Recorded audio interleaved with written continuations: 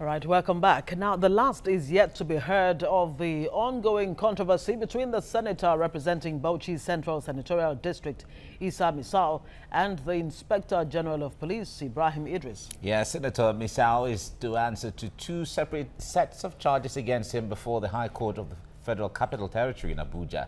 And Misau has been accused of raising allegations that are injurious to the IGP, that the Inspector General of Police and the Nigerian Police Force as a whole. This is all based on various allegations of corruption which he leveled against the police boss. Now, some of the cases he will be answering for include the allegation that police officers paid as much as 2.5 million naira to get special promotion and posting through the Police Service Commission. He will also answer for accusing the IGP of diverting money meant for the purchase of armored personnel carriers, sport utility vehicles, and other exotic cars. A public affairs commentator Ayodele Adio joins us right now in the studio. Good morning and thanks for joining us. Good morning. Good morning. Thank you You're for welcome. having me. Thank you. It's good to be here. One would have imagined that these allegations coming from Senator Misau, who is chairman Senate Committee on Navy, will be treated as a whistleblowing. Shouldn't this be in that category? Oh, yes, it should. And I mean, we're not talking about the Nigerian Boys Brigade here, or the Boy Scouts. We're talking about the Nigerian Police Force. And you expect that these issues are supposed to be taken very seriously.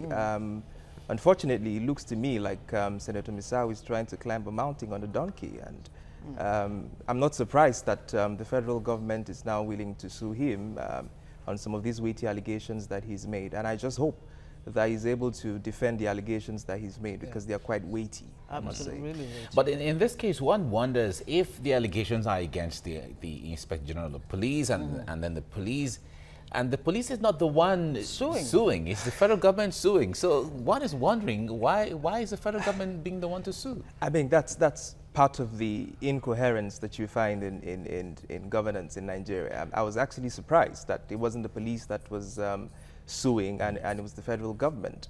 But then it's strange to understand these things, if you would ask me, because the police also have not come to defend some of these allegations that were made.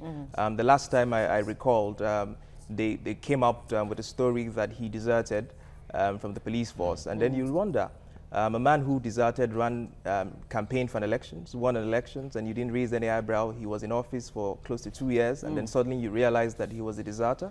But of course, the Police Service Commission came and absolved him of such claims and said he resigned duly with recommendations from the police headquarters.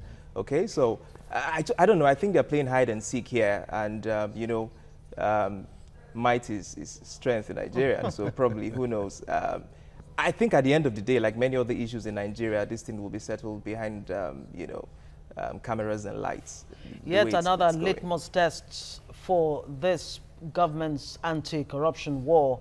Of course, Kachiku versus Baru is still very much on the front burner of national discourse. Still on the fact that the charge is, let me just read this out, for making injurious statements against the IG, Ibrahim Idris. Now, this charge, is it against the person of the IG as an institution, or Ibrahim Idris? As a person. As a person, or is it against the federal government of Nigeria? How does an embarrassing claim or allegation against the person of the IG reflect negatively on the federal government? And that's not even reflected in what the government is saying. Okay, firstly, when the senator made the claims, he, in the first instance, referred, as it were, that it was the IG.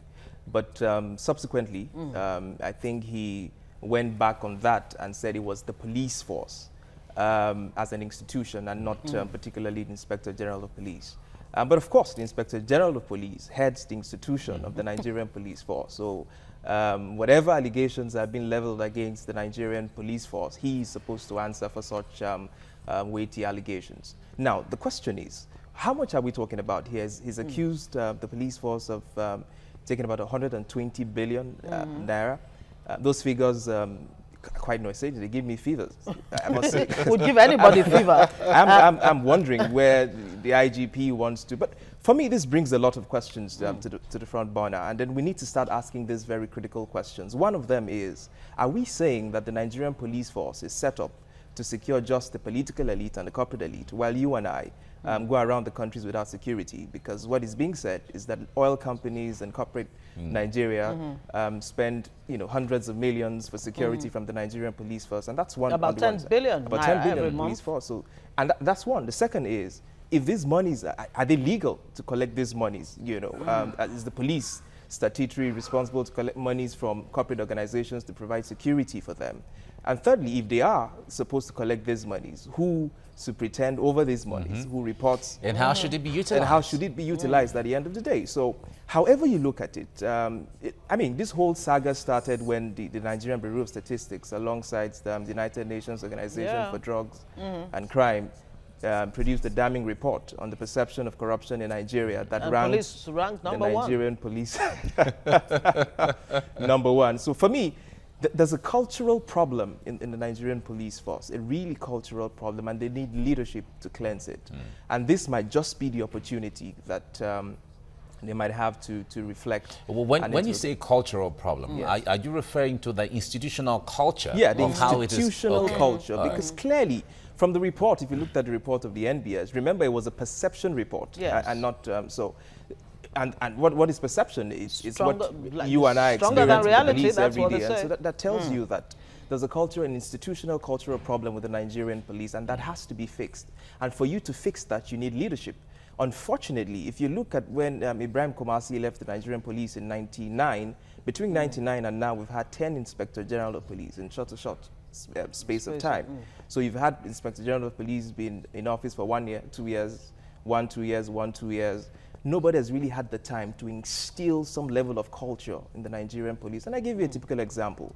An announcement is made today by the IGP that tomorrow there are no checkpoints on the highway. What do you experience the next morning? Checkpoints everywhere. There you go. All right, now this issue, the seeming rift or tension between Senator Misau and the IGP has been lingering for some time now. One would interpret it to be that they have some personal access to grind somehow.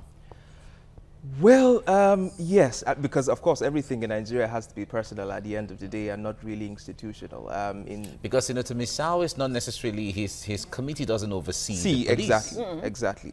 And normally, unfortunately, I don't like to say that in other climes, because what it means when we say in other climes is that there's an absence of common sense here. And I don't believe that there's an absence of common sense here. So let's assume that if wisdom were to prevail, you would expect that such allegations will be taken really seriously. You want to see public hearings. You want to be sure that constituents are pressing their senators to ensure that these facts are checked. These things are carefully interrogated and answers are given. It's interesting you talk about that. Of course, the Senate is already in the process of investigating this allegations by Senator Misau. I wonder what happens to that investigation with this charges filed against Senator Misau from the federal government. We'll come back to that, we'll talk more on this. Let's go on a short break and we'll be back shortly. Stay with us on TVC Breakfast.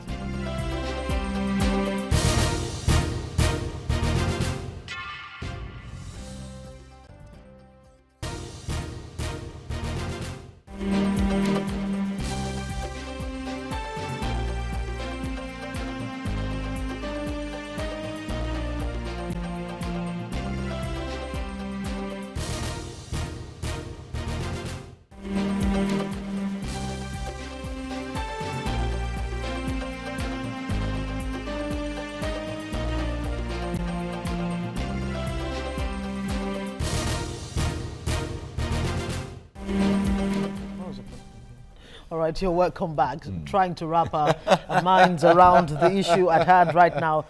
Senator Misau, of course, facing trial from the federal government. The federal government has sued him for allegations bordering on embarrassment to the person of the IG, Ibrahim Idris, for making injurious statements. That's injurious the word. statements against the IG specifically. Now, Ayodele Adio is a guest in the studio the public affairs commentator. Yeah. Before I went on that break. Yeah, let me. You were about asking a question in there. Yes. But don't worry. Let me take it from here. Let me ask, because the point there is, in all of this, it is expected, like she was asking the first question, should we consider this as a whistleblowing so that we, you know, it opens our minds into things that we otherwise wouldn't have seen? But the ICPC is there watching it, just listening. EFCC. What are their roles in all of this when allegations of this kind come up against public officials? Well, what we have seen, or what we have noticed, is that the FCC or the ICPC usually swing into action when the presidency, you know, directs them to swing into action, or when it looks like, which is not supposed to be. Issues like this, the EFCC do not need any matching orders, you know, to swing into action to begin to interrogate and investigate these issues. But what we have noticed, the trend in Nigeria has been that Senator Ndume raises an allegation, he's suspended. Honorable Jibril Aminu raised an allegation, he's out of the house, you know, for a couple of months. And now it's the turn of Senator Misau. So this is why it's very important that we consider the kind of people we elect into the House of Assembly, because for me, that's the most critical part of our democratic system. The kind of people we elect to the Senate and the House of Representatives are very important, because when issues like this spring up, you need to be able to count on the person that you've elected into that office to do due diligence and get answers for you where questions are being asked. Is that really the root of the problem, or we've just not been able to institutionalize systems, whether it's you know, the fight against corruption, where the EFCC or the ICPC that is seen or believed to be independent don't really demonstrate that independence. It's at the behest of their principal, in this case, the president. If they read the president's body language and it doesn't seem that he's ready to fight, they just, you know, relax. They relax. That seems to be what it is. But back to the question that I was going to raise earlier before I went on that break. The Senate right now is investigating, at least as far as we know. We're told that the Senate is investigating Senator Misau's claims against the IG. What happens to that investigation? What signal does the Senate read from this, you know, from the federal government's move? Well, first of all, I think the Senate president seems to be taking it seriously, and of course, decided to set up a committee to look into the matter and investigate it. But of course, again, we come back to the same issue that we've always talked about. There seems to be an incoherence between the National Assembly and the executive. And it's quite unfortunate that in the case where it's even the leading party who is also controlling the National Assembly, and so you have an investigation being set up in the Senate, and usually there is some body language in, you know, the executive that seems like, what are you guys doing over there? At the end of the day, that happened with the Magu case. It happened with several, with the Secretary to the State Government when the Senate set up, you know, a committee to investigate, and then the executive, you know, had this attitude, you know, towards the investigation. This time around, I was shocked, you know, to wake up to the news that, you know, the federal government had decided to shoot first, you know, by taking, you know, Senator Misau. How does this end? I don't know. I hope not just in the typical Nigerian way where issues will be swept under the carpet, because these are very strong allegations bordering on the internal security of a country, because you need to look at it and ask yourself the question. We all know that we are being under-policed in Nigeria. We all know that there are lots of security challenges. According to Senator Misau, about 50,000 police officers attached to oil companies, banks, individuals, and all of those out of 300,000 police officers that we have in Nigeria. I mean, let that sink in for a second. So we're talking about, let's say, about 800 Nigerians to one police officer. I mean, that's mind-boggling. That's far short of the international standards. Exactly, and then you begin to wonder why there's very low response to crime. You begin to wonder why there is not efficiency and effectiveness around the Nigerian police. So for me, we need to really take these matters of national security very, very seriously. And if allegations are being leveled against the Nigerian police force, I think it's important that we look into it, because our lives are dependent on whether or not there is a police force that is, you know. But the point is, this allegation seems to be targeted more at the IG Ibrahim Idris himself, because when he says he tends to post, you know, CPs, collects money from them, you know, based on ethnic sentiments and all of that. And of course, the question of immorality, you know, having improper relations with female officers, and only to have the IG. From the allegation, they said he has married one. One out of the two. For the record, what two consenting adults do behind closed doors, that's nobody's business. Exactly. No, but Senator Misau's insistence here is that it is wrong because these people are police officers as well. The ladies are police officers. Well, and as far as the codes are concerned, well, I've not gone through the codes. I wouldn't know how wrong it is for two police officers to get involved. I, for me, would rather bother on some of the other weighty allegations, you know, rather than what two adults do behind closed doors. But you know, let's call a spade what it is and not a famine implement. It looks though that it might be like Senator Misau is gone in for the IG, you know, personally. But I mean, let's look at these things dispassionately. He heads the Nigerian police force. The buck stops at his table. So anything wrong with the Nigerian police force, he should be held accountable for it. And you know, that's the problem with Nigeria. Because over the years, people are not held accountable for things that go wrong under their institutions. How can you be in charge of something and then you want to shift the buck at the end of the day? You are in charge. I mean, when he came into office, he swung into actions like he was going to drive and fight corruption. Remember, he was the one who laid allegations about the former IGP who carted away with several cars at the end of the day. You know, so he came in on the mantra of the man who can make things happen and reform the Nigerian police. So if the allegations under the Nigerian police force, you should be bold and confident enough to defend it and not, you know, shifting the buck at the end of the day. And these are some of the concerns a lot of Nigerians are raising, because if I raise allegations against you, it's incumbent on you to debunk them, refute them, instead of bringing up allegations back against me that diverts, because now there are some of the charges against Senator Misau coming up now has to do with his presentation of false documents, affidavit, you know, birth certificate, you know, a declaration of age, and all of that, presenting all those to INEC. So in all of this, we were saying, okay, so there is the knowledge of the fact that you knew all this while that Senator Misau presented all of these things otherwise. So why didn't you say anything if you knew they were wrong? Isn't that the story of Nigeria? I mean, we've seen this movie 1,000 times over. I mean, that even goes to bother on the integrity of the police hierarchy itself. Because if you're saying that the man, you know, had fake certificates, he didn't resign properly, all of those allegations that you claim that have been taking place openly. In fact, a couple of weeks ago, there was even a newspaper publication by concerned retired DSPs and SPs who also signed funny, you know, they published queries, you know, when Senator Misau was in office and what have you. When are we going to stop all of these shenanigans, for goodness sake? There is an allegation on the table. Why do we want to play the ostrich? Deal with the issues because the substance of the issue on the deal table. With the substance of the issue. The issue is there is an allegation that the Nigerian police force is taking huge sums of money from corporate organizations in Nigeria. There's an allegation that they are promoting people, you know, collecting monies to promote people or collecting monies to post people to juicy positions, even though I don't understand what that means. I mean, I don't know their juicy positions in the Nigerian police force, but you're collecting monies to post people to juicy positions. And all of these things borders on the internal security of the country. So these are very, very, very, very serious allegations that are being leveled here. And this is not a party. So for goodness sakes, people need to sit down and get the acts together and interrogate and investigate the issues that are being raised by the senator, whether you like his face or not, whether you like his methods or not, and look into the substance of the issue, because our lives depends on this. Absolutely. I wish you were a lawyer. I would have had you make us understand this phrase, a false statement of fact.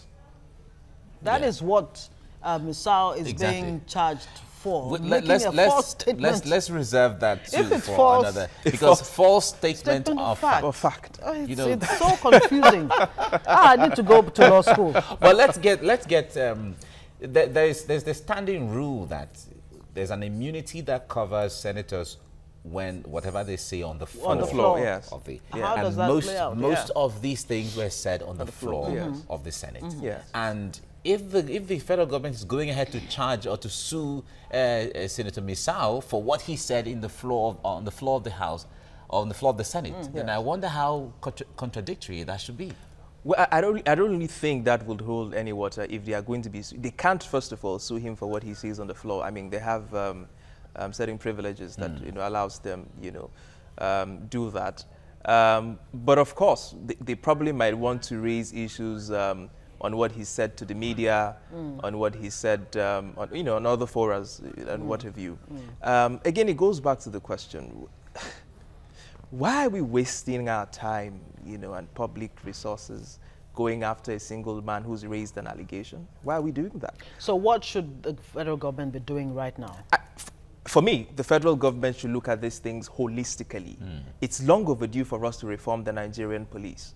Long overdue. There needs to be reforms in the Nigerian police. We need to have a professional police force that can respond to crime, that can secure the lives and properties of our people, and ensure that service is effective. It's long overdue. Go to the police training schools or the police academies. I mean, they are terrible. I mean, a TV station did a report on that last year, and you look at the ugly scenes that we saw there.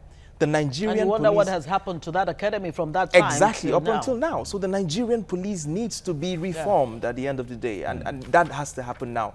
And I think this presents an opportunity for those discussions to be held. And for all right, Ayodele Adio, thank you so much for joining us on this discussion this morning. Thank you for having me so much. Lightly, Right.